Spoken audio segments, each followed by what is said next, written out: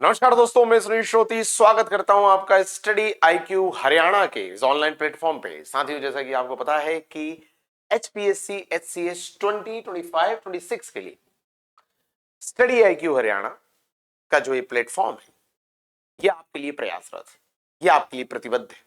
और हमारे इस प्रयास के क्रम में दो सीरीज हम आपके लिए चला रहे हैं। एक सीरीज तो हमारी कुरुक्षेत्र सीरीज है।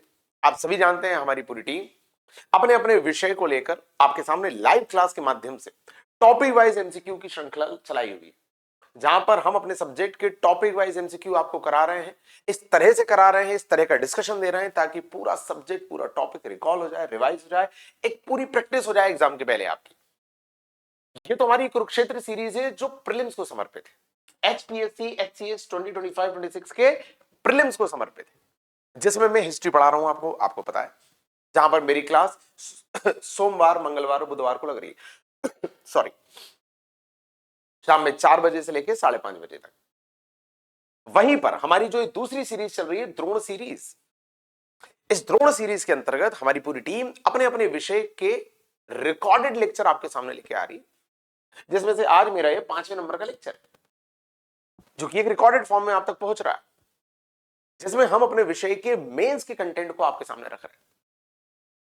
मेंस में क्या क्वेश्चन आ सकता है, क्वेश्चन आएगा तो आपको क्या कंटेंट वहां पर लिखना है, किस तरह से लिखना है, ये सब बताने का यहां पर प्रयास हो रहा है और एक अच्छा गुणवत्ता युक्त कंटेंट आपको पहुंचाया जा रहा है। तो मतलब स्टडी आईक्यू हमेशा की तरह और हर स्टेट में स्टडी आईक्यू ये प्रयास कर रहा है, अकेला हरियाणा नहीं।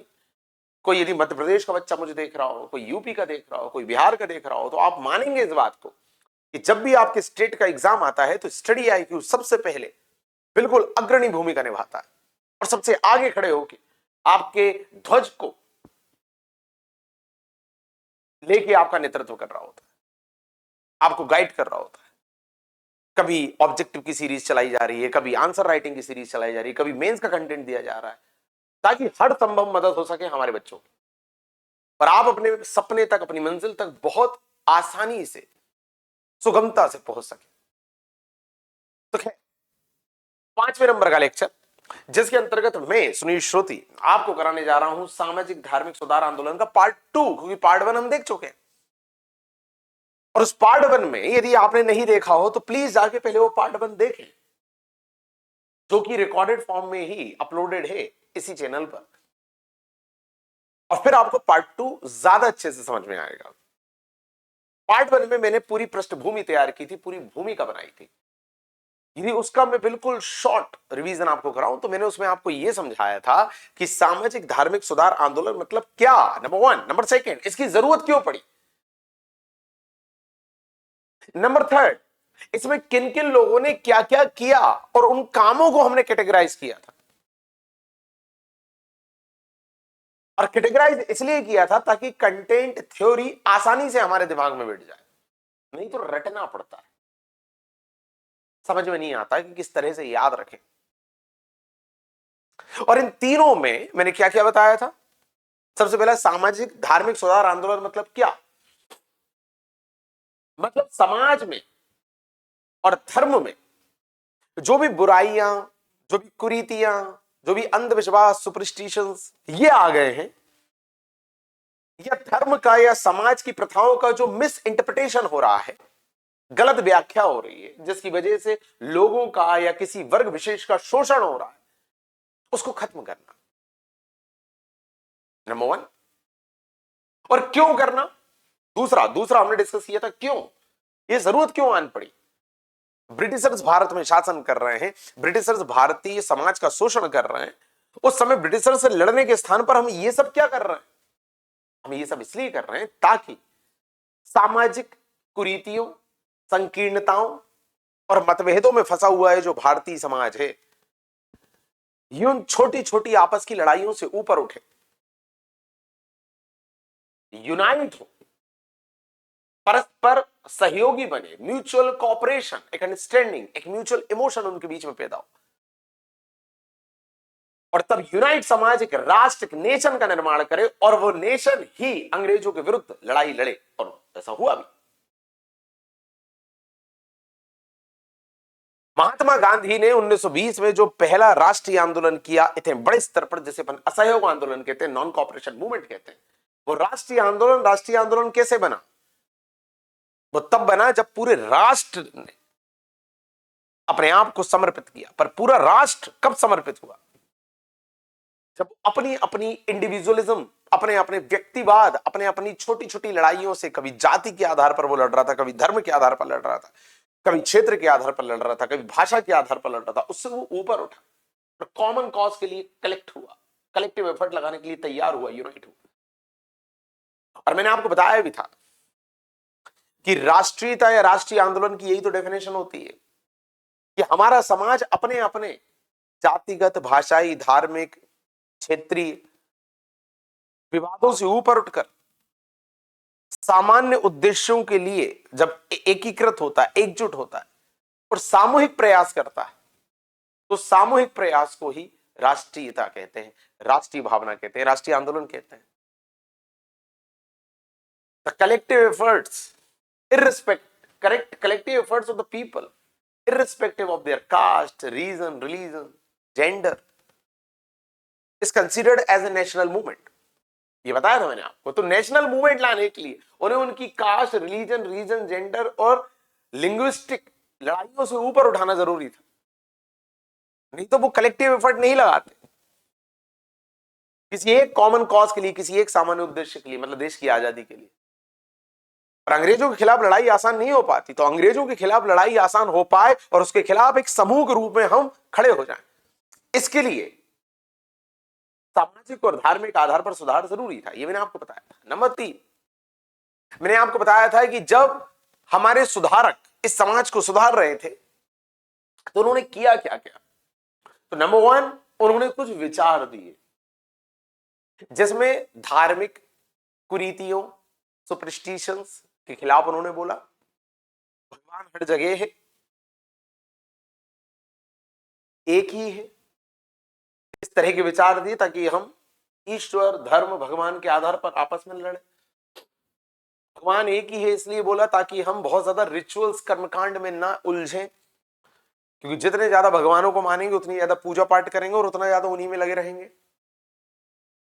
और फिर उन्हीं भगवानों के नाम पर एक दूसरे से लड़ेंगे।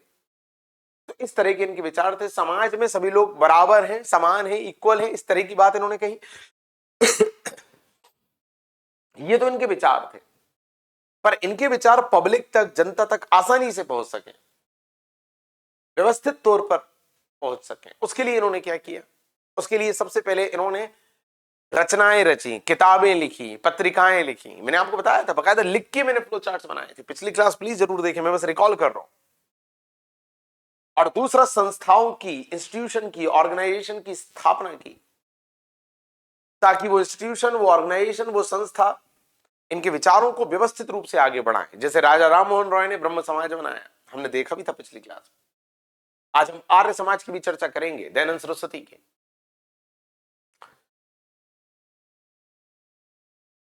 तो इन सभी लोगों को हम 3 आधारों पर देख रहे हैं। नंबर 1, इनके विचार क्या हैं। नंबर 2, इन्होंने किस तरह की रचनाएं, किताबें, मैगजीन, पत्रिकाएं लिखी।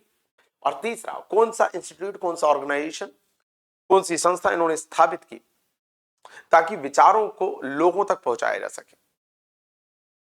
ये सब हम देख रहे हैं।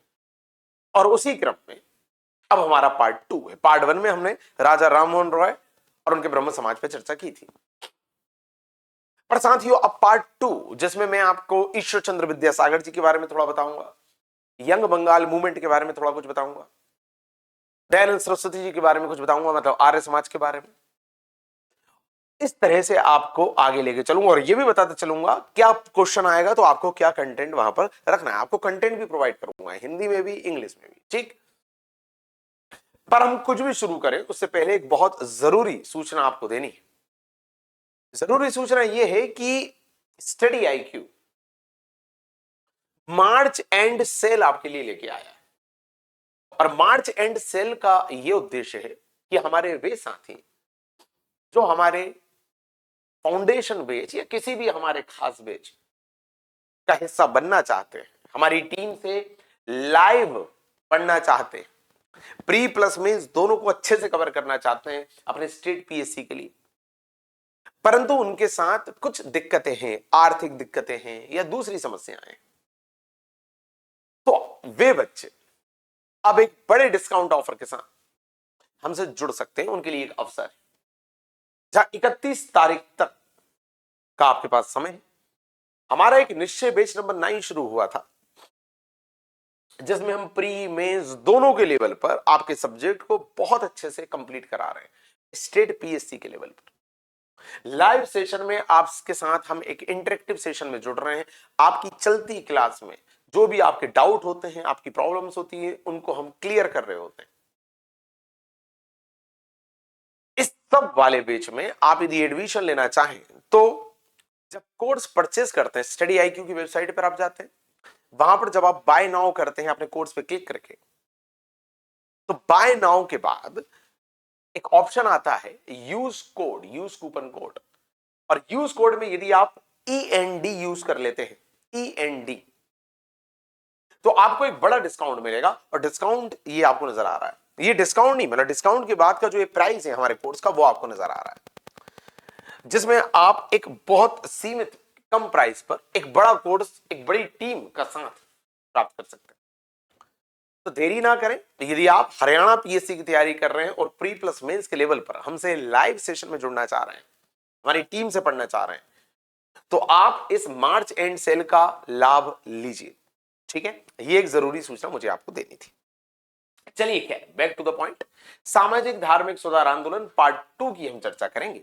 और यहां पर हम सबसे पहले आज बात करने वाले हैं ईश्वर चंद्र विद्यासागर जी के बारे में, क्योंकि राजा राम मोहन रॉय जी के बारे में हम बात कर चुके हैं पिछली क्लास में, उनके आर्य समाज पे बात कर चुके हैं, उनके सिद्धांतों को देख चुके हैं, और क्या क्वेश्चन आएगा वो भी हम देख चुके हैं, और आपको कैसे लिखना है वो भी बता चुके हैं। ईश्वर चंद्र विद्यासागर जी के बारे में दोस्तों बहुत ज्यादा आपको परेशान हुए बिना, एक सेकेंड, थोड़ा सा मैं स्क्रीन पर का ये लाइट कम कर दूं, आपको ज्यादा अच्छे से दिखाई देंगे ये नोट्स। ठीक है, लेट मी चेक, यस, अब परफेक्ट है, बढ़िया दिख रहा है। ओके,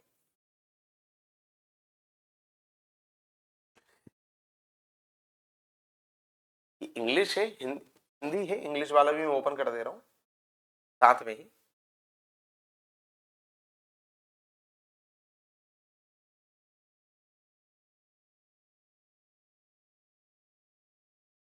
ओके, साथियों ईश्वर चंद्र विद्यासागर जी के बारे में यदि हम बात करें, तो देखिए किसी भी व्यक्ति को या उनके प्रयास को हम किस तरह से देख रहे हैं। नंबर 1, उनके विचार क्या है। नंबर 2, उन्होंने क्या किया, ठीक, काम क्या किया स्पेसिफिक। और नंबर 3, उनके विचारों को प्रसारित करने के लिए उन्होंने कौन सा संगठन या रचनाओं की को रचा, किताबें लिखी। देखिए ईश्वर चंद्र विद्यासागर का जो विशेष योगदान और प्रयास है, वो प्रयास रहा महिलाओं के संबंध में। मैंने आपको पिछली क्लास में यह भी बताया था कि किसी व्यक्ति के जब आप सिद्धांत देखो, विचार देखो, तो याद रखना विचारों को 2 हिस्सों में बांट के देखना।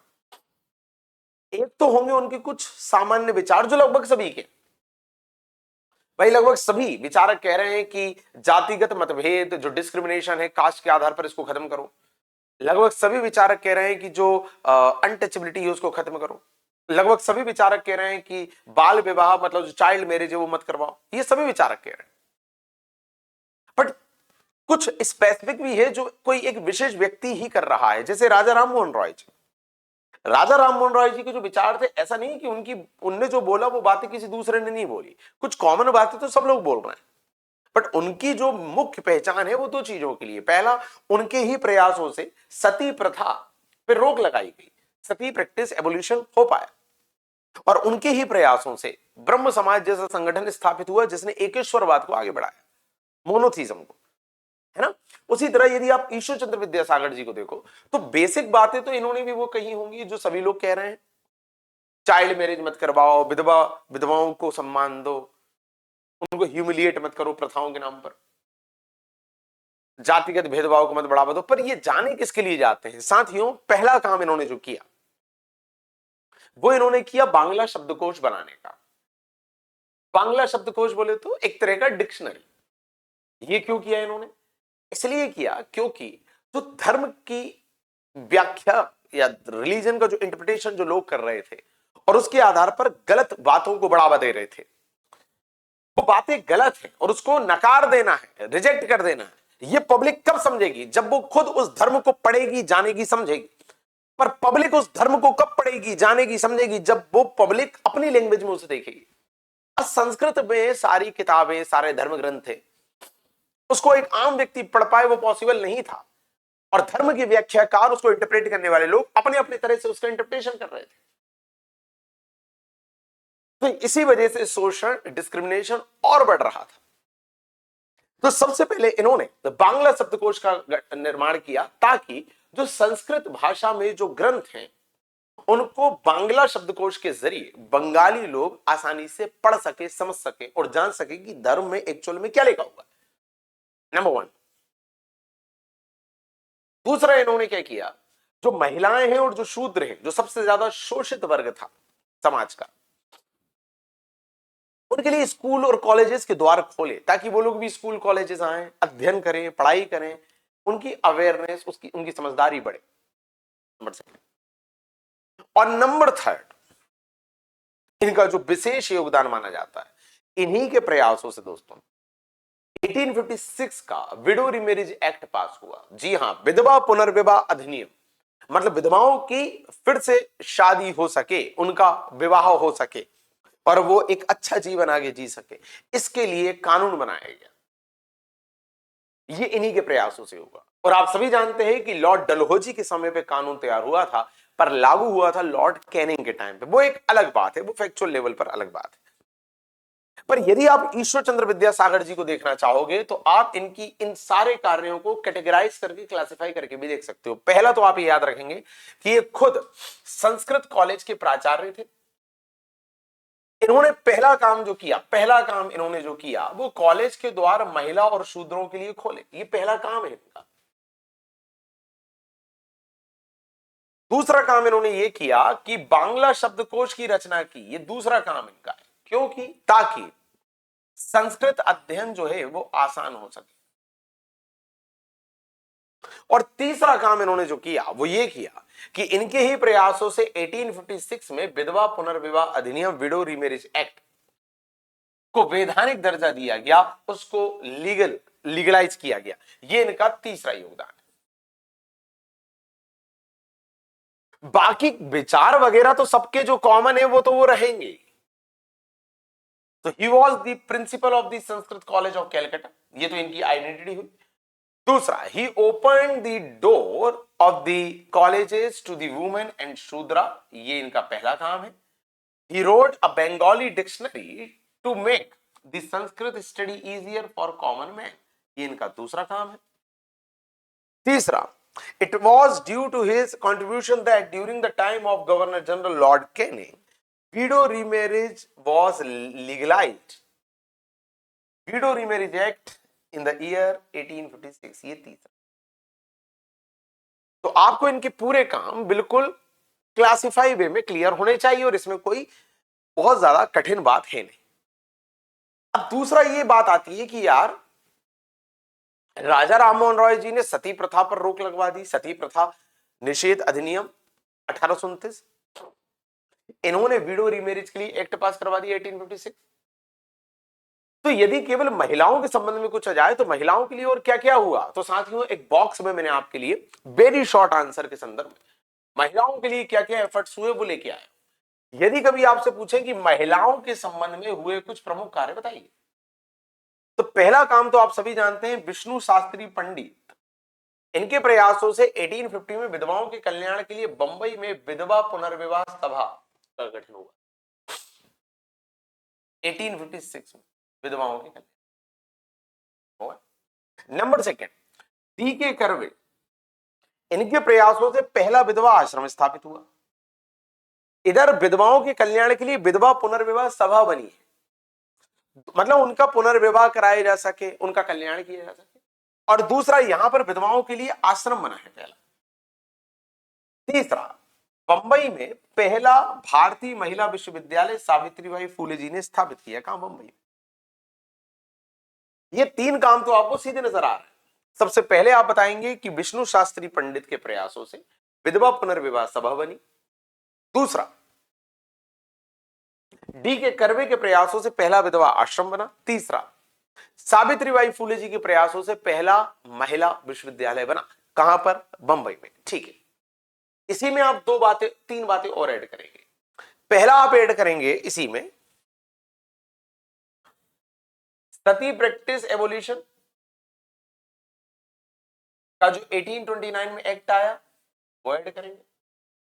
चौथा आप बताएंगे 1856 का जो विडो रीमैरिज एक्ट आया, विधवा पुनर्विवाह अधिनियम, आप वो बताएंगे, जिसके बारे में भी अपन ने चर्चा करी। और छठवां जो पॉइंट आप बताएंगे उसमें आप बताएंगे किस तरह से हंटर कमीशन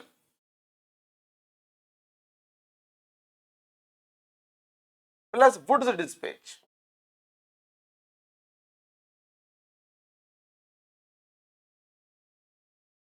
आप सभी जानते हो हंटर कमीशन 1882 और वुड्स डिस्पैच 1854।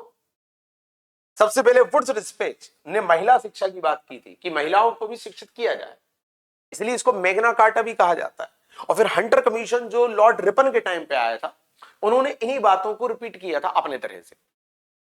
तो महिला के संबंध में कितने काम हुए ये आपको एक ही जगह पर स्पष्ट होना चाहिए। क्या बात है, समझ में आ रही? तो इससे क्या होगा, यदि कभी शॉर्ट या वेरी शॉर्ट आंसर आया केवल महिलाओं के संबंध में, major work done in relation to the women, उसमें आप पहला तो बताएंगे कि Vishnu Shastri Pandit establish widow remarriage assembly. दूसरा बताएंगे D K Karve establish the first widows ashram. और तीसरा बताएंगे first Indian women university in Bombay by Savitribai Phule ji. और बाकी की तीन बातें मैंने आपको ऐड करने को बोल दिया। 1829 वाला, 1856 वाला मतलब सती और विडो रीमैरिज वाला, इधर आप ऐड करेंगे वुड्स डिस्पैच, और एक आप ऐड करेंगे हंटर कमीशन। क्या बात है, क्लियर?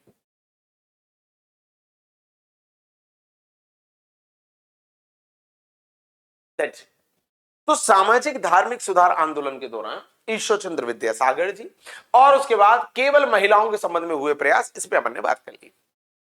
अब एक और आपको स्क्रीन पे नजर आ रहा है यंग बंगाल आंदोलन। ये क्या है साथियों? इसी को यंग बंगाल मूवमेंट भी कहते हैं। नाम समझ में आ रहा है? यंग मतलब यूथ, लोग आगे आ रहे होंगे या यूथ के संबंध में कुछ काम हो रहा होगा। बंगाल लिखा है मतलब बंगाल में हो रहा होगा। और मूवमेंट का मतलब ही होता है कि परिवर्तन लाना। तो एक व्यक्ति थे जिनका नाम था हेनरी विवियन डेरेजियो। क्या नाम था? Henry Vivian Derozio. एक आंग्ल भारतीय थे, एक एंग्लो इंडियन थे। वो कॉलेज में पढ़ाते थे। तो उनका यूथ को यह कहना था कि भाई तुम यूथ हो, तुम युवा हो, तुम किसी भी बात को केवल इस आधार पर एक्सेप्ट करके मत फॉलो करने लगो कि पिछली जनरेशन ने आपको ये कहा। पिछली जनरेशन से हर बात पर यदि सहमत होगे तो अगली जनरेशन में होने का कोई औचित्य नहीं, कोई अर्थ नहीं। मतलब पिछली जनरेशन यदि आपको कुछ करने को कह रही है तो उसका सम्मान करो, उसे स्वीकार करो, पर साथ में अपने तर्क, अपने लॉजिक भी उस पर लागू करो और देखो कि ये समय, परिस्थिति और समाज के लिए क्या सही है कि हम इसे माने, इसका कोई आउटकम है, इसका कोई पॉजिटिव इफेक्ट है, ये पूछो अपने आप से। ये कह रहे हैं हेनरी विवियन डेरेजियो। मतलब युवाओं को तर्क करना, साइंटिफिक टेम्परामेंट डेवलप करना, जिसे अपन वैज्ञानिक दृष्टिकोण कहते हैं, इस सब के लिए प्रेरित किया हेनरी विवियन डेरेजियो। और जैसा कि आप जानते हैं कोई भी समाज सुधारक जब कोई भी काम करेगा तो उसे कई तरह के दूसरे काम करने पड़ेंगे ताकि उसकी बातें, उसके विचार लोगों तक पहुंच सके। इन्होंने क्या किया? इन्होंने भी कई तरह की एकेडमीज और कई तरह के एसोसिएशन को एस्टेब्लिश किया था। और इनके इसी प्रयासों के कारण इन्हें भारत का पहला राष्ट्रवादी कवि कहा जाता है। तो आइए देखते हैं यंग बंगाल आंदोलन पर कभी कुछ लिखने को आता है तो आपको क्या करना है। वहां पर आपको पता होना चाहिए कि इस आंदोलन की शुरुआत एक आंग्ल भारतीय युवक हेनरी विवियन डेरेजियो ने की थी। दूसरा आपको पता होना चाहिए कि ये कलकत्ता के हिंदू कॉलेज के प्रोफेसर थे, कलकत्ता के हिंदू कॉलेज के प्रोफेसर। तीसरा आपको पता होना चाहिए कि इन्होंने, देखो अब काम क्या किया, ये तो इनकी आइडेंटिटी हो गई, ये तो पहचान हो गई कि एक आंग्ल भारतीय युवक है और दूसरा कलकत्ता के हिंदू कॉलेज के प्राचार्य हैं, ठीक है। पर इन्होंने काम क्या किया, इन्होंने साथियों युवा छात्रों को तार्किक दृष्टिकोण निर्मित कर धार्मिक सामाजिक प्रथाओं के मूल्यांकन के लिए प्रेरित किया। जैसा मैंने अभी आपको बताया कि भाई एवोल्यूशन करो, मूल्यांकन करो, जो भी सामाजिक और धार्मिक प्रथाएं चल रही हैं उस सब पे दिमाग लगाओ और सोचो कि उन प्रथाओं में से कितनी प्रथाएं आज के समय के हिसाब से प्रासंगिक हैं, जरूरी हो, उपयोगी हैं। क्या बात है, क्लियर? और इन्होंने कई संस्थाएं भी स्थापित करी। सबसे पहले डिबेटिंग क्लब, दूसरा एकेडमिक एसोसिएशन और तीसरा बंग हित सभा। इस तरह से मैंने क्लासिफाई करके आपके सामने कंटेंट रखा हुआ है कि यदि अंदर का भी कुछ वेरी शॉर्ट आंसर में आता है तो आपके पास कंटेंट होना चाहिए। बहुत ही शॉर्ट में लिखने को आ गया 2 लाइन में कि हेनरी बिबिन डेरिजियो की कार्य बताओ केवल, तो आपको पता होना चाहिए कि इन्होंने 3 संस्थाएं स्थापित करी। डिबेटिंग क्लब, नाम समझ में आ रहा है, जहां पर डिबेट के कल्चर को बढ़ावा दिया जाएगा, वाद विवाद को बढ़ावा दिया जाएगा, किसी भी विषय पर सब लोग अपने अपने विचार रखेंगे और जो ज्यादा बेहतर विचार है उसको स्वीकार किया जाएगा, ताकि तार्किकता, लॉजिक्स डेवलप हो, ना कि सुपरस्टिशंस और अंधविश्वास। दूसरा एकेडमिक एसोसिएशन और तीसरा बंग हित सभा, ये सब इन्होंने एस्टेब्लिश किया। 1831 में इनकी मृत्यु हो गई, जो करने की आवश्यकता है नहीं। इतिहासकारों ने इन्हें प्रथम राष्ट्रवादी कवि और आधुनिक भारत का राष्ट्रवादी कहा। देखो, राष्ट्रवादी तो आपको पता ही है, जो राष्ट्र के लिए, नेशन के लिए सोच रहा हो, उसके लिए प्रयास कर रहा हो। और आधुनिक मतलब जिसके विचार बदलते समय के साथ भी प्रासंगिक और रेलिवेंट हो, जो अपने विचारों में जरूरत के अनुसार परिवर्तन करने के लिए तैयार हो, जो अच्छी बातों को स्वीकार करने के लिए तैयार, अपने आप को हर पल अपग्रेड करने के लिए तैयार।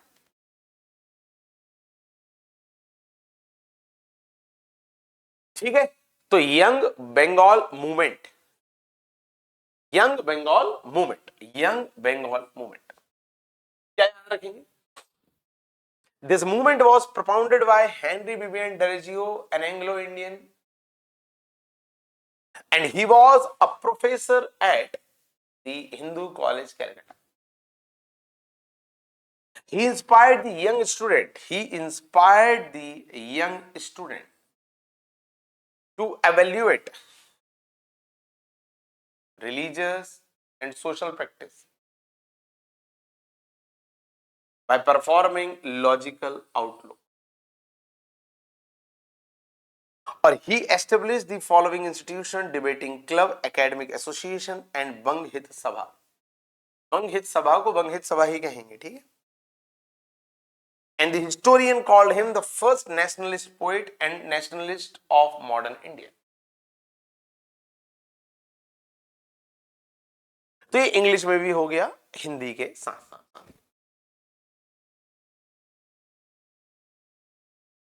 अब जो बड़ा नाम आपको दिखाई दे रहा है वो है दयानंद सरस्वती और उनका आर्य समाज। तो यहां भी अपन यही करेंगे, सबसे पहले दयानंद सरस्वती जी का सामान्य परिचय देखेंगे, बेसिक इंट्रोडक्शन, जनरल इंट्रोडक्शन। दूसरा हम देखेंगे उनके विचार।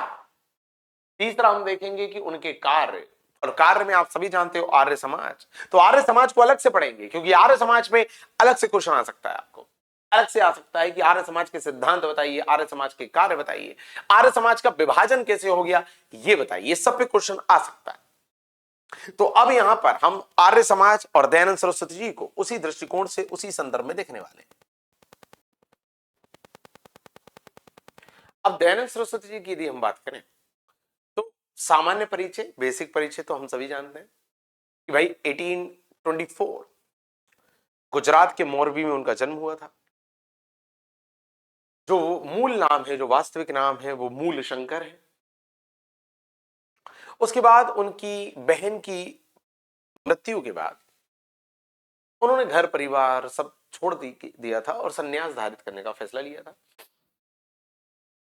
अब यहां पर भी अलग अलग विद्वानों ने, अलग अलग गुरुओं ने उनका मदद किया, उनका मार्गदर्शन किया। चंडी स्वामी जी ने उनको संन्यास की दीक्षा दी। तो संपूर्ण जी हाँ, यदि मैं गलत नहीं हूं, बिरजानंद, सॉरी, संपूर्णानंद नहीं, बिरजानंद, बिरजानंद जी ने उन्हें वेदों का ज्ञान दिया। ओके।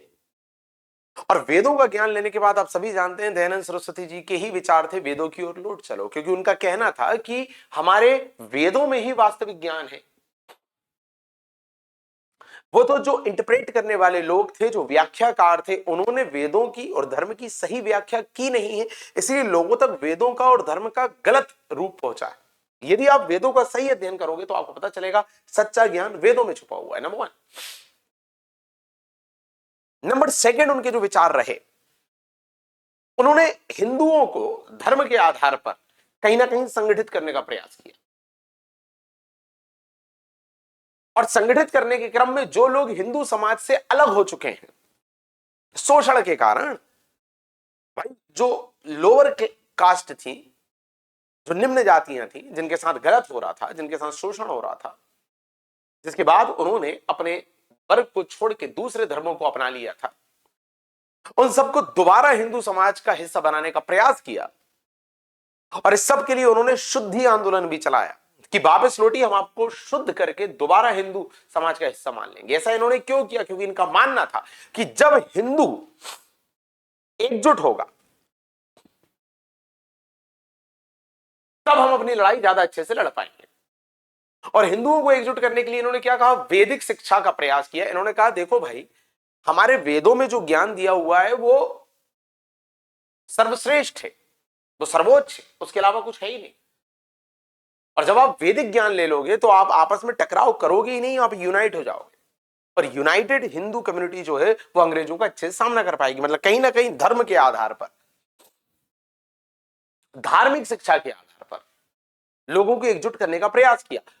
पर कुछ लोग इसी वजह से इनके ऊपर आरोप लगाते हैं सांप्रदायिकता का, कम्युनलिज्म का, जहां कुछ लोगों का कहना है कि तुमने केवल हिंदू समाज और हिंदू धर्म को मानने वाले लोगों को एकजुट किया और अंग्रेजों के खिलाफ एक राष्ट्रीय आंदोलन तैयार करने का प्रयास किया। परंतु जो लोग हिंदू विचारधारा में यकीन नहीं रखते उनका क्या? जो मुसलमान है उनका क्या? जो दूसरे धर्मों को मानते हैं उनका क्या? तुमने उनको तो शामिल ही नहीं किया अपने राष्ट्रीय आंदोलन में। मतलब तुमने कहीं ना कहीं इस राष्ट्रीय आंदोलन को एक वर्ग, एक समाज, एक धर्म विशेष के लोगों का आंदोलन बना के रख दिया। यह आरोप लगता है इनके ऊपर। इनके ऊपर भी लगता है, बाल गंगाधर तिलक जी के ऊपर भी लगता है। और आप सभी जानते हैं कि एक जर्नलिस्ट थे वैलेंटाइन शिरोल, जिन्होंने दयानंद सरस्वती जी और बाल गंगाधर तिलक को भारतीय अशांति का जनक कहा था, फादर ऑफ इंडियन अनरेस्ट, कि भारत में जितनी भी अशांति है सब इनके कारण है। क्यों? उसका यह कहना था कि इन लोगों ने राष्ट्रीय आंदोलन के नाम पर राष्ट्र को एकजुट करने के स्थान पर किसी एक धर्म विशेष के लोगों को एकजुट किया। तो जो दूसरे धर्म के लोग थे वो इनका हिस्सा नहीं बन पाए और कहीं ना कहीं टकराव चालू हो गए आपस में ही। तो लाना तो था राष्ट्रीय आंदोलन, पर तुम लेके आ गए धर्म विशेष, एक कम्युनिटी विशेष का आंदोलन। ऐसा आरोप इन पे लगता। समझ गए आप? तो ध्यान रहे, इनकी विचारधारा ये थी कि हम अपने धर्म की सही शिक्षा जब लोगों को पहुंचाएंगे, खासकर वेदों की, तो वैदिक विचारधारा में मानने वाले जो लोग थे वो दोबारा इसकी तरफ आ जाएंगे। जिन्होंने वैदिक धर्म को या हिंदू धर्म को या हिंदू समाज को छोड़ दिया वो दोबारा आ जाएंगे,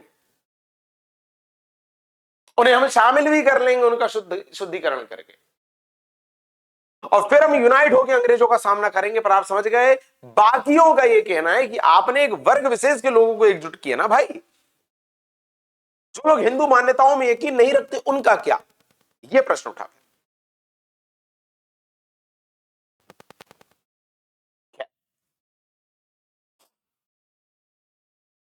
तो इन्होंने शुद्धि आंदोलन चलाया, वेदों की ओर लौट चलो का नारा दिया, और इसी संबंध में इन्होंने एक संगठन भी स्थापित किया जो था आर्य समाज, जहां इन्होंने अपने तरह से समाज की, धर्म की बुराइयों पर प्रहार किया, लोगों को यूनाइट करने का प्रयास किया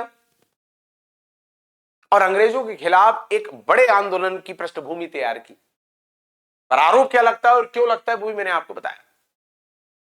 तो इन्हीं दयानंद सरस्वती जी के बारे में अपन थोड़ा सा सिस्टमेटिक, थोड़ा सा क्लासिफाई वे में चीजों को देखेंगे और क्या क्या क्वेश्चन आ सकते हैं वो भी हम आपको बताएंगे। इनके आर्य समाज पे अलग से चर्चा करेंगे। क्वेश्चन सीधे आएगा, आर्य समाज का परिचय दीजिए, आर्य समाज के विचार बताइए, आर्य समाज में विभाजन भी हो गया था उसके बारे में बताइए, तो वो भी अपन देखेंगे। साथियों, सबसे पहले सामान्य परिचय दयानंद सरस्वती जी का। बेसिक इंट्रोडक्शन, जनरल इंट्रोडक्शन, पहला पॉइंट आपको नजर आ रहा है यहां पर। इनका जन्म 1824 में गुजरात के मोरवी में हुआ, नंबर वन।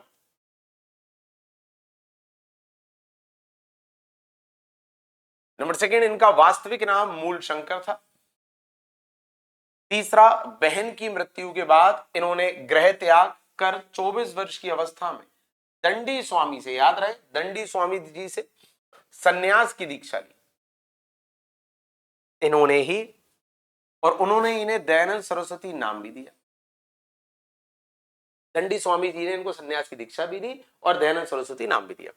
कालांतर में बाद में स्वामी विरजानंद जी से इन्होंने वेदों का ज्ञान प्राप्त किया, विरजानंद जी से, और वेदों को ही संपूर्ण ज्ञान का आधार और स्रोत बताया और कहा कि वेदों की ओर लौट चलो। आप सभी जानते हैं, बड़ा प्रसिद्ध इनका कथन है, इनका स्टेटमेंट है, वेदों की ओर लौट चलो। किसका है? तो दयानंद सरस्वती जी का है, बड़ा प्रसिद्ध है, आप सभी जानते हैं। ये तो इनका बेसिक परिचय हो गया, ठीक है, जिसके बारे में मैंने भी आपको बताया भी था। इंग्लिश में भी देखते चलते हैं दोस्तों, general introduction. He was born in 1824 Morvi, Gujarat. His real name was Mool Shankar.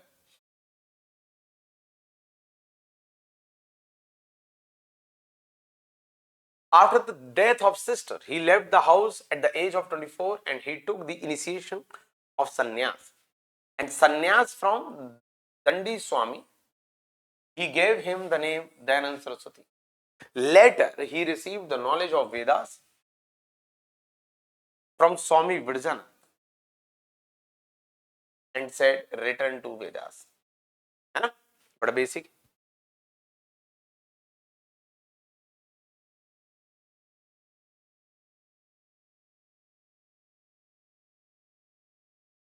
Okay, अब अपन देखेंगे दयानंद सरस्वती के कार्य, इन्होंने काम क्या क्या किया, बड़ा आराम आराम से देख रहे हैं अपन, ठीक।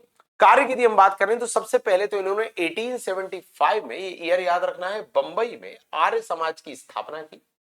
और 1877 में लाहौर को क्या बनाया, उसका मुख्यालय बनाया।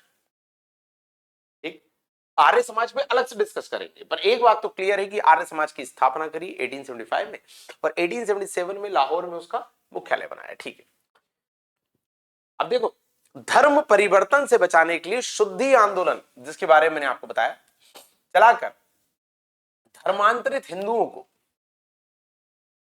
पुनः हिंदू धर्म में शामिल किया गया।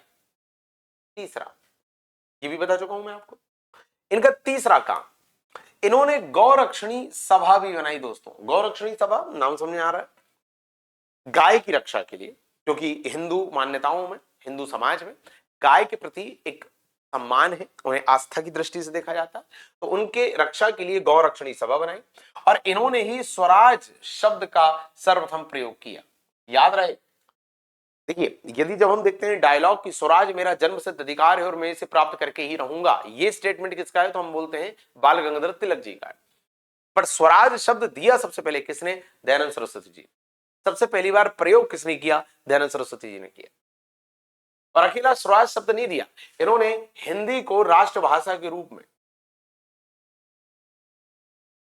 स्वीकृति भी दिलवाई। तो पहला पॉइंट तो इनका हो गया आर्य समाज को लेकर, दूसरा पॉइंट इनका हो गया हिंदू धर्म को लेकर कि कैसे संगठित किया, तीसरा हो गया गौरक्षणी सभा को लेकर, चौथा हो गया स्वराज शब्द को लेकर, और पांचवा हो गया कि हिंदी को राष्ट्रभाषा बनाया। ये 5 काम किए, मतलब हिंदी को राष्ट्रभाषा बनाया नहीं, हिंदी राष्ट्रभाषा होनी चाहिए, इस सब के लिए इन्होंने बातें कही, मतलब अपन फिर वही बात,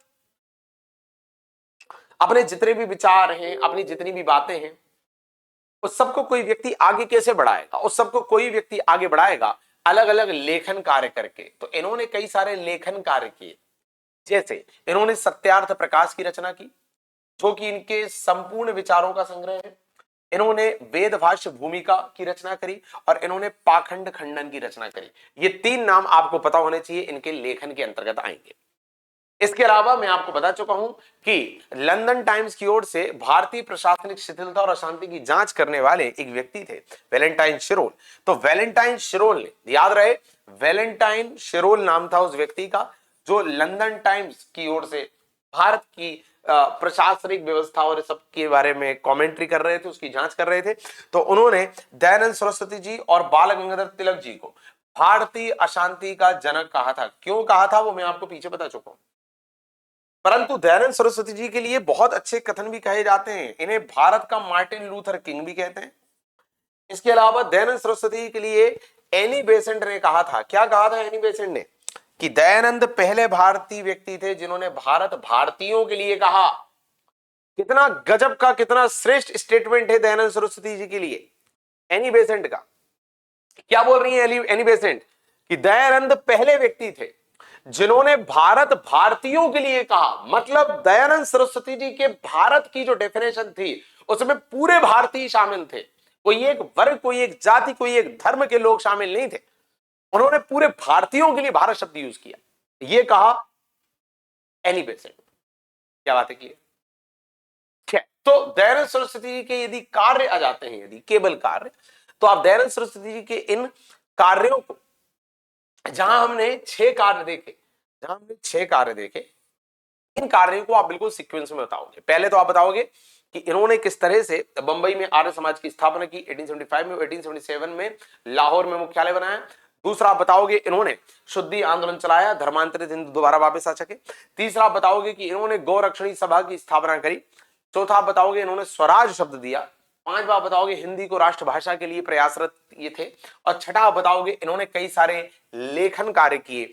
और सातवां बताओगे इनके लिए, इनके इस, देखो हर चीज सिस्टमेटिक होनी चाहिए, इतना सब काम किया है इन्होंने, इसीलिए तो कुछ लोगों ने इनकी आलोचना करी इनके कामों के आधार पर, और उन्होंने कहा भारतीय अशांति का जनक है ये तो, क्योंकि केवल हिंदू हिंदू को जोड़ रहे हैं। पर कुछ लोगों ने इन्हें भारत का मार्टिन लूथर किंग भी कहा। एनी बेसेंट ने तो यह तक कहा कि दयानंद ऐसे व्यक्ति थे जिन्होंने भारत भारतीयों के लिए कहा। तो इनके लिए जो स्टेटमेंट कहे जा रहे हैं वो इनके इस कार्यों के परिणाम स्वरूप ही कहे जा रहे हैं। क्लियर है?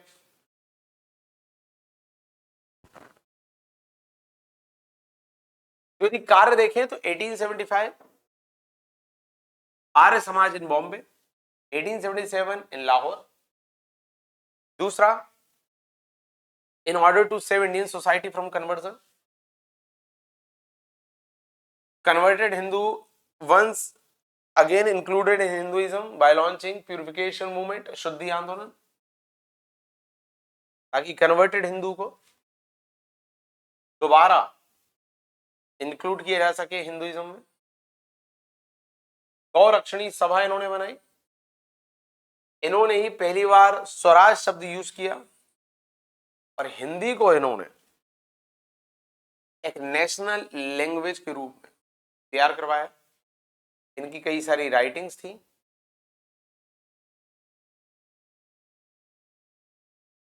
राइटिंग की यदि हम बात करें, सत्यार्थ प्रकाश, वेदभाष्य भूमिका, पाखंड खंडन, ठीक है। वैलेंटाइन शिरोल ने इनके बारे में क्या कहा, फादर ऑफ इंडियन अनरेस्ट, इन्हीं को Martin Luther king of India भी कहा गया। और एनी बेसेंट ने इनके लिए क्या कहा, Dayanand was first person who said India for Indians.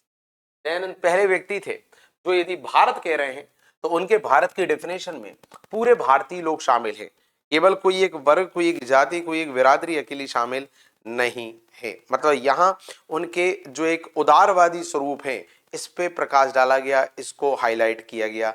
ये आपको क्लियर होना चाहिए, ये आपको स्पष्ट होना चाहिए।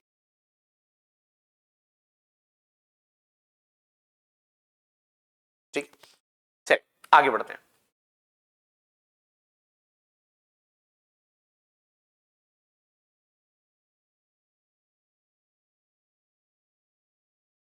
ठीक है, तो ये तो कार्य हो गए। अब दयानंद सरस्वती की मृत्यु, दोस्तों इनकी 1883 में अजमेर में हो गई थी। ठीक है। और इनकी मृत्यु के बाद इनके जो विद्यार्थी थे वो दो अलग अलग विचारधाराओं में बट गए। इनके कुछ विद्यार्थियों का यह कहना था कि दयानंद सरस्वती जी की जो शिक्षा है वो हम आगे बढ़ाएंगे, लोगों तक पहुंचाएंगे, पर उसको हम शुद्ध भारतीय शिक्षा रखेंगे, मतलब उसमें पश्चिमी विचारों का बिल्कुल भी समावेशन नहीं कराएंगे। पर कुछ लोगों का कहना था कि यह गलत है, दयानंद सरस्वती जी की शिक्षा में हम पश्चिमी विचारों को भी शामिल कराएंगे, उन्हें छोड़ नहीं सकते हम। तो कुछ लोग समावेशन की बात कर रहे थे। तो दोस्तों, यदि हम विचारों की बात करें तो इनके देहांत के बाद इनके जो विद्यार्थी हैं उनमें से एक लाला हंसराज जी जो थे, उन्होंने लाहौर में दयानंद एंग्लो वैदिक कॉलेज की स्थापना करी, जो पूरी तरह अंग्रेजी शिक्षा को समर्पित था। जबकि इनके एक शिष्य स्वामी श्रद्धानंद और मुंशीराम, इन लोगों ने हरिद्वार में गुरुकुल विश्वविद्यालय की स्थापना करी, जो पूरी तरह भारतीय शिक्षा से संबंधित था। और बाकी लाला लाजपत राय जी ने आर्य समाज की स्थापना नामक एक किताब भी लिखी थी। किताब का नाम ही था आर्य समाज की स्थापना।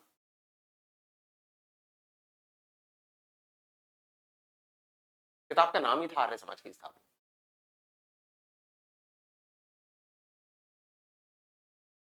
खैर खैर,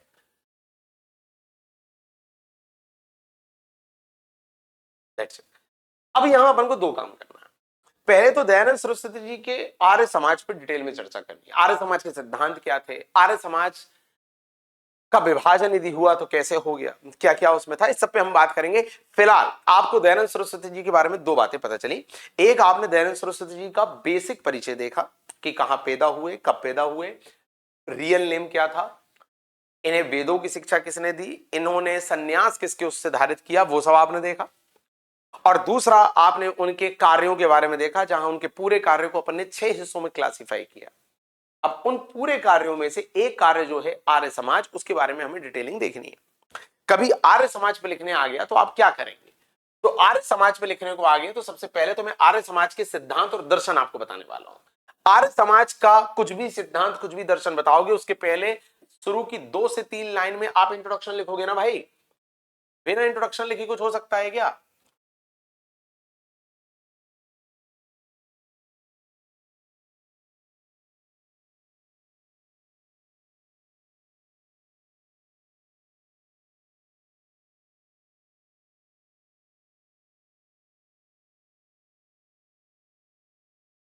तो ये 2 से 3 लाइन का तो इंट्रोडक्शन हो गया आपका।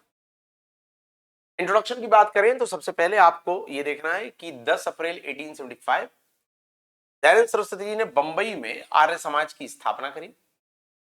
और इसका मुख्य उद्देश्य क्या था? मुख्य उद्देश्य था व्यक्ति का शारीरिक, मानसिक और सामाजिक उत्थान, और यह पूरा मानव धर्म पर आधारित था। इंट्रोडक्शन में 3 बातें आप बताएंगे: कब स्थापित हुआ, किस पर्पस से स्थापित हुआ, और उसका मेन थीम क्या था। कब स्थापित हुआ? तो 1875 में स्थापित हुआ। क्यों स्थापित हुआ? तो यहां पर शारीरिक, मानसिक और सामाजिक उत्थान के लिए स्थापित हुआ, मतलब mental, physical and social upliftment. व्यक्ति को मेंटली, इंटेलेक्चुअली पहले से बेहतर बनाना है। व्यक्ति शारीरिक रूप से ताकतवर होना चाहिए, मजबूत होना चाहिए, स्वस्थ होना चाहिए, और सोशली हमें अपलिफ्ट करना है, मतलब वही समाज में किसी भी तरह का डिस्प्यूट्स, टकराव, कॉन्फ्लिक्ट, डिस्क्रिमिनेशन, ये सब ना हो। तो पहले तो एक इंडिविजुअल को, एक व्यक्ति को मानसिक और शारीरिक रूप से बेहतर किया जाए, और फिर समाज का उत्थान किया जाए। एक तो ये बात, ये तो क्या था, इसका उद्देश्य था, पर्पस था। ठीक, ये था मुख्य उद्देश्य। और दूसरा, मानव धर्म पर आधारित। मानव धर्म मतलब जहां मानव के कल्याण की बात हो रही हो। आप देखिए ना, एक शारीरिक और मानसिक रूप से पहले व्यक्ति को बेहतर बनाया जा रहा है, और फिर सामाजिक उत्थान हो रहा है, मतलब समाज के शोषित, वंचित, उत्पीड़ित, दमित हो चुके व्यक्ति को ऊपर लाया जा रहा है। जो व्यक्ति हिंदू समाज को छोड़ के चला गया था इस आधार पर कि उसका शोषण हो रहा था, उसको शुद्धि आंदोलन के माध्यम से वापस लाया जा रहा है, और उसको समानता का स्थान दिया जा रहा है। तो कहीं ना कहीं मानव धर्म या मानव के कल्याण के लिए बातें हो रही है ना।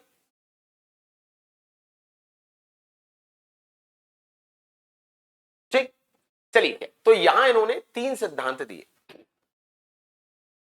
अब इनके सिद्धांत मतलब विचार, विचार पूछे, सिद्धांत पूछे तो यहां से शुरू हो गए।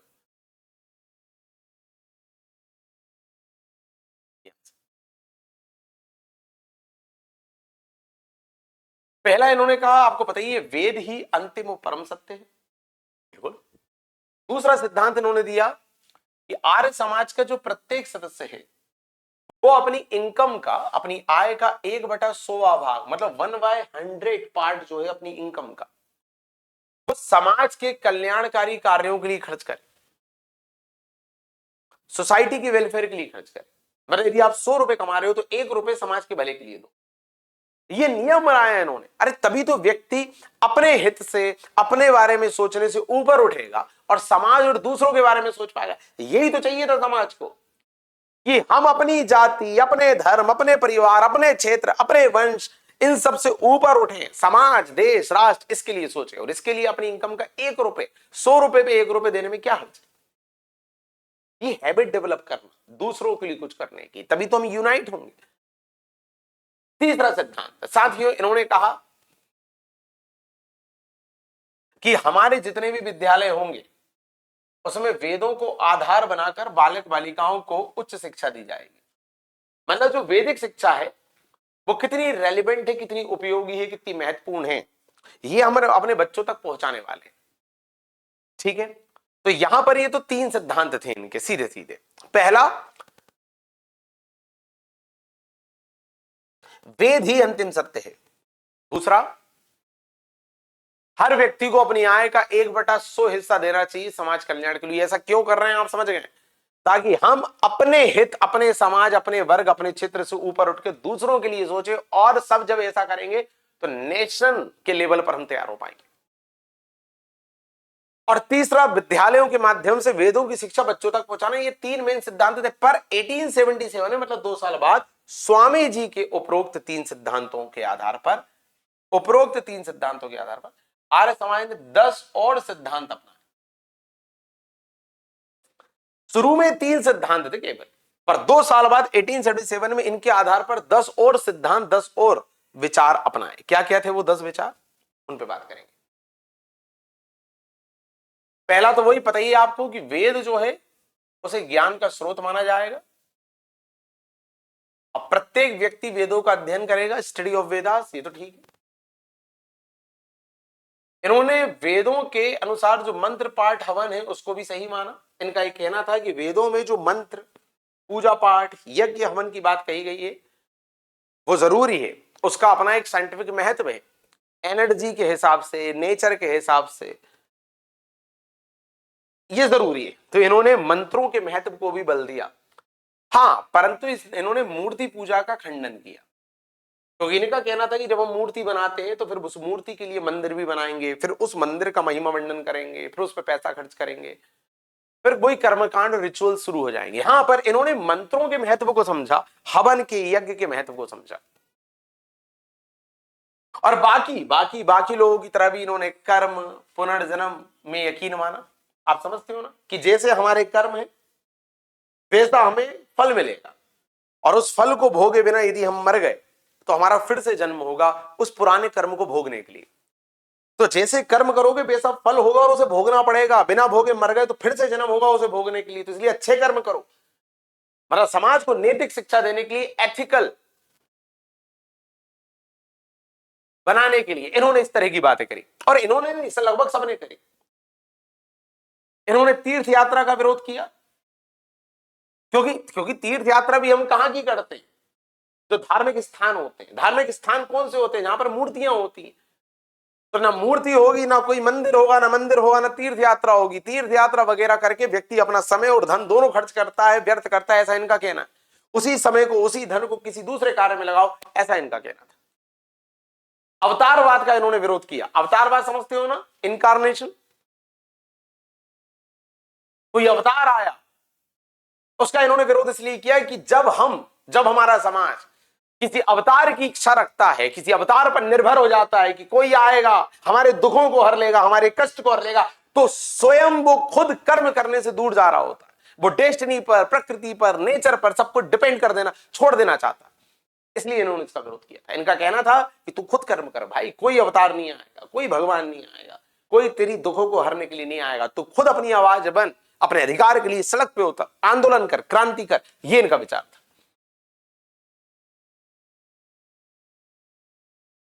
निराकार ईश्वर में लगभग सभी लोग मान रहे हैं। निराकार मतलब भगवान हर जगह, भगवान का कोई आकार नहीं है, तो हम उसे मंदिर में या मूर्ति में या किसी स्थान पर सीमित नहीं कर सकते, वो हर जगह है।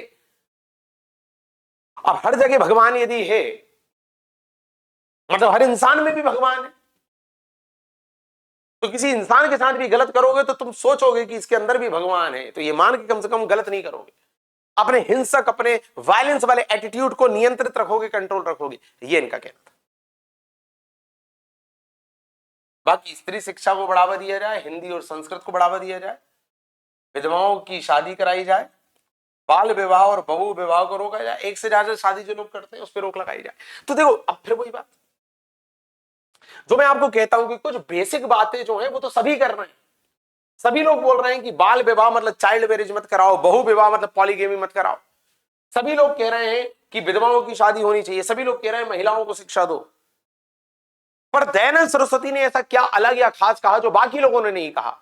या जिस बाकी लोगों ने यदि कहा भी है तो दयानंद सरस्वती किसके लिए जाने जाते हैं? दयानंद सरस्वती जाने जाते हैं वेदों के लिए, वैदिक मंत्र के लिए। दयानंद सरस्वती जाने जाते हैं हिंदी और संस्कृत के प्रचार के लिए। ये 3 से 4 पॉइंट इनके बिल्कुल दिमाग में बैठा लेना। आप किसी व्यक्ति को दो तरह से पढ़िए, एक तो उनकी बातें वो जो लगभग सब कर रहे हैं, तो इनकी ये वाली बातें वो है जो सब कर रहे हैं, स्त्रियों को शिक्षा दो, वुमेन एजुकेशन दो, चाइल्ड मैरिज को रोको, बहु विवाह को रोको। पर कुछ विचार ऐसे भी हैं जिनके लिए ये जाने जाते हैं।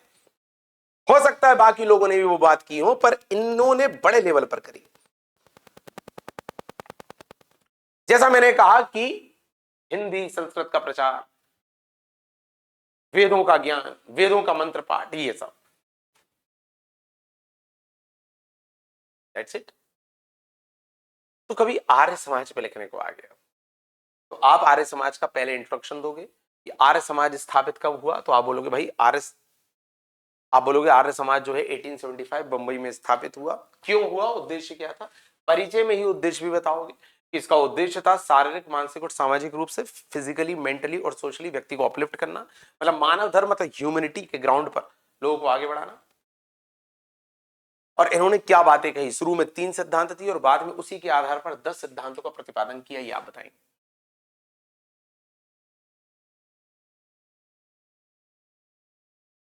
सेम आपको यहां इंग्लिश में भी मिलेगा दोस्तों। 1875 Arya Samaj in Bombay. Main objective was physical, mental, social upliftment. It was based on human religion. शुरू में 3 प्रिंसिपल इनके थे। पहला था वेदास आर अल्टीमेट। दूसरा कहा था each member of Arya Samaj will contribute 1/100 of income to for the welfare of society. हाँ, वेलफेयर ऑफ आर्य समाज भी कह लो, आर्य समाज भी तो समाज के कल्याण के लिए काम कर रहा था। तीसरा, एजुकेशन में बॉयज एंड गर्ल्स जो हैं इनको वेदास पर बेस्ड शिक्षा दी जाए। और फिर इन 3 के आधार पर 1877 में on the basis of above 3 principle Arya Samaj adopted 10 more principal. जैसे पहला वही वेदास की बात हो रही है, उसी को ट्रू नॉलेज माना। उसके बाद चैंट मंत्रास एंड परफॉर्म हवन की बात करी। आइडल वर्शिप को मना किया।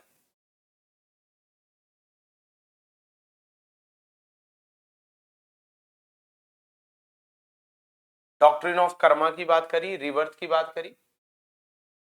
अपोज किया पिलग्रिमेज को और इनकारनेशन को, मतलब अवतारवाद और ये सब। हाँ, फॉर्मलेस गॉड में यकीन रखा। Promotion of Hindi and Sanskrit, women's education, widow marriage and opposition to the child marriage and polygamy. बड़ी याद रहे, जो जो बातें जिसके लिए ये सबसे ज्यादा जाने जाते हैं उसको स्टार जरूर लगाएंगे आप। जैसे हिंदी और संस्कृत का प्रचार हो, और वैदिक मंत्रों का उच्चारण हो और उस आधार पर यज्ञ पूजा हवन।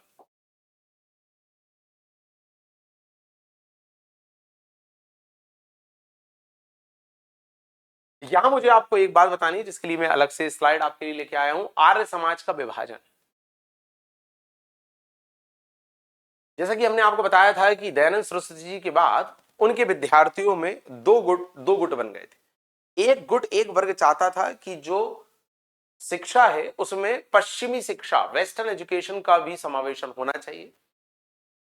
उसमें लाला लाजपत राय जैसे विद्यार्थी थे। और कुछ लोग थे जिनका मानना था कि नहीं, हमें प्योर इंडियन शुद्ध भारतीय शिक्षा पे बल देना चाहिए। और उसमें स्वामी श्रद्धानंद, मुंशीराम जी और लेखराज जी थे। तो केवल ये वाला सेक्शन आप यहां से करेंगे, बाकी मैंने आपको पीछे जो बताया। तो आर्य समाज का विभाजन, स्प्लिट ऑफ आर्य समाज, एक वर्ग था पाश्चात्य शिक्षा मतलब वेस्टर्न एजुकेशन का विरोधी, और एक था वेस्टर्न एजुकेशन को सपोर्ट करने वाला। एक में थे स्वामी श्रद्धानंद, स्वामी मुंशीराम और लेखराज, और एक में थे लाला लाजपत राय, लाला हंसराज। इन लोगों ने जो बनाया वो था गुरुकुल, अपन ने पीछे भी देखा। और इन लोगों ने जो बनाया वो था दयानंद एंग्लो वैदिक कॉलेज। ठीक है, तो कभी इन पे लिखने को आएगा, ये इंग्लिश में है, सेम बात है। Split of Arya Samaj, opposition to the western education, Swami Shraddhanand, Munshiram, Lekhraj, and support to the western education जिसमें लाला लाजपत राय, हंसराज। गुरुकुल इन्होंने एस्टेब्लिश किया, इन्होंने दयानंद एंग्लो वैदिक कॉलेज।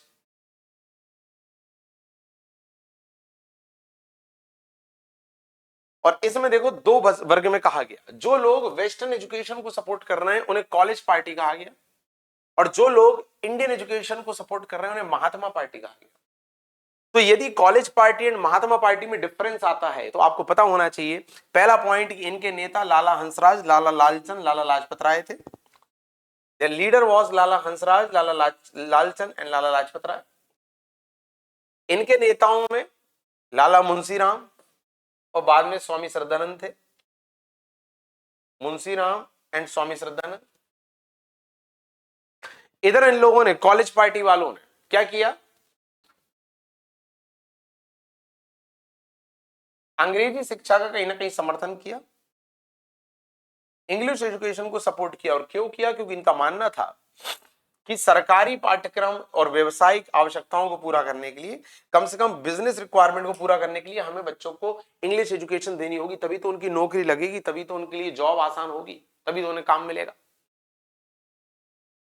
बल्कि जो महात्मा पार्टी है वो प्राचीन गुरुकुल की परंपरा के अनुसार वैदिक दर्शन को जरूरी मान रहे थे। वो चाह रहे थे कि जो ट्रेडिशन एंशिएंट गुरुकुल है और जो वैदिक फिलोसॉफी है वो बनी रहे। जो कॉलेज पार्टी थी, इन्होंने मांसाहार मतलब नॉन वेज के खिलाफ कुछ भी नहीं कहा, और इन्होंने कहा कि आहार एक व्यक्तिगत पसंद है। मतलब जो वेस्टर्न माइंडसेट वाले लोग थे उनका ये कहना था, they had nothing against carnivores, claiming that diet was a personal choice। हम क्या खाना चाहते हैं हमारी पर्सनल चॉइस है। अब हम नॉनवेज खा रहे हैं कि वेजिटेरियन खा रहे हैं, इससे हमें फर्क नहीं पड़ना चाहिए, इनका ये कहना था। पर जो महात्मा पार्टी वाले थे, इनका, ये लोग सख्त शाकाहार के पक्ष में थे, ये लोग स्ट्रिक्ट वेजिटेरियन के होने के पक्ष में थे। तो ये तीन चार डिफरेंस आपको इनके बारे में पता होने चाहिए। ठीक है दोस्तों, कभी आ जाए कॉलेज पार्टी, महात्मा पार्टी, तो आपको क्लियर रहे कॉलेज पार्टी मतलब वे लोग जो आधुनिक विचारों में यकीन रख रहे हैं, और महात्मा पार्टी मतलब वे लोग जो कि दयानंद सरस्वती जी के मूल विचारों को या ऐसे विचारों को जिसमें कहीं ना कहीं भारतीय परंपरागत शिक्षा है उसमें यकीन कर रहे हैं।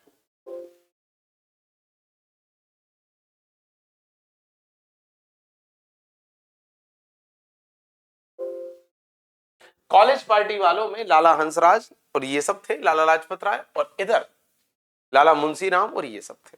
ये आपको क्लियर होना चाहिए, ये आपको स्पष्ट होना चाहिए। तो दोस्तों, आज के हमारे सामाजिक धार्मिक सुधार आंदोलन के सेशन में हमने आपको ईश्वर चंद्र विद्यासागर जी, दूसरा महिलाओं के संबंध में क्या क्या काम हुए वो, तीसरा यंग बंगाल मूवमेंट, और चौथा आर्य समाज और दयानंद सरस्वती जी, इन चार के बारे में बताया। आई होप आपको ये लेक्चर लाभदायक लगेगा, पसंद आएगा।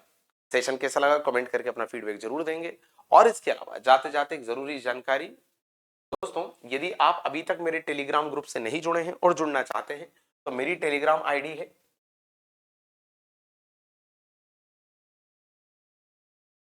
@सुनील श्रोती, SUNEEL सुनील और SHROTI श्रोती। इससे आप यदि नहीं जुड़े हैं और जुड़ना चाहें तो जुड़ सकते हैं। ये मेरी टेलीग्राम आईडी है। यूट्यूब पे मेरी जो भी क्लासेस होती हैं उसके पहले के लिंक यहाँ पर आपको मिल जाते हैं ताकि आप मेरी क्लासेस से जुड़ सकें।